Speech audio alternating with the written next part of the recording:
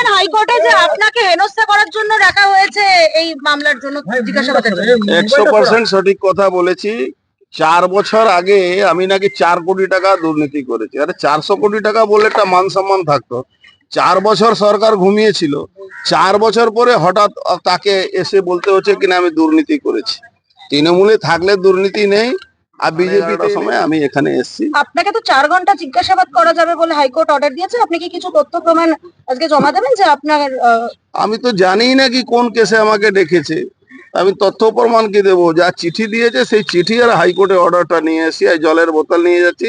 কেন এখানে তো কিছু খাবো না, খেলে কখন কোথায় কোন রাশিয়া থেকে বিষ আনিয়েছে, কোথায় কেমিক্যাল আনিয়েছে, খাইয়ে দেবে, বডিতে লেগে যাবে, মরে যাব, 3 মাসের মধ্যে মাল্টি অর্গান ফেলিওর হয়ে যাবে, এদের তো কোনো ঠিক নেই। আশঙ্কা করছেন কেন? 200% তৃণমূল কাছে কোনো পথ নেই। 2026-এর আগে বিজেপি যারা আগে সারণী যারা নেতারা আছে, অর্জুন সিং, শুভেন্দু অধিকারী, এদেরকে রাস্তা থেকে সরাতে হবে। গুলি মারলে অসুবিধা আছে, কেন সেন্ট্রাল ফোর্স ঘিরে থাকে, রাস্তায় মারলে অসুবিধা আছে, তার জন্য এইসব পরিকল্পনা করে এজেন্সি কাছে নিয়ে এসে এই ধরনের কেমিক্যাল ইউজ করার একটা। আপনি যখন এর আগে বিজেপিতে ছিলেন তখন এই মামলাটা হয়েছিল, তারপর আপনি যখন তৃণমূলে ছিলেন তখন প্রায় বেশ কিছু বছর এটা নিয়ে কোনো টানাপোড়েন হয়নি বা কোনো রকম ইনভেস্টিগেশন হয়নি। আপনি বলছেন যে আবার বিজেপিতে আসাতেই এই মামলা নিয়ে আবার তৎপরতা সিবিআই শুরু হয়েছে। হ্যাঁ, 100% সঠিক কথাই বলেছি। আমি কোর্টকে এই কথাটা বলেছি, আপনাদেরকেও এই কথাটা বলছি। পশ্চিমবাংলা আইনের শাসন নেই, শাসকের আইন চলছে। এই শাসকের আইনকে এইভাবে আমাদের লড়ে এগোতে হবে।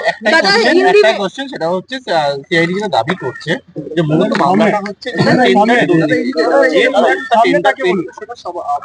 ছেলে, ভাই, জামাই, দেখুন একটা কথা বলে, গ্লোবাল টেন্ডারে কে কোথায় থেকে কে টেন্ডার পাচ্ছে, সে তো যে কোম্পানি পাচ্ছে সে জানে।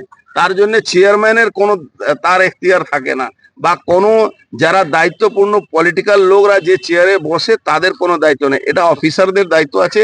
কে টেন্ডার নিলেও, কে গ্লোবাল টেন্ডার, ওখানে সবটাই ই টেন্ডার হয়।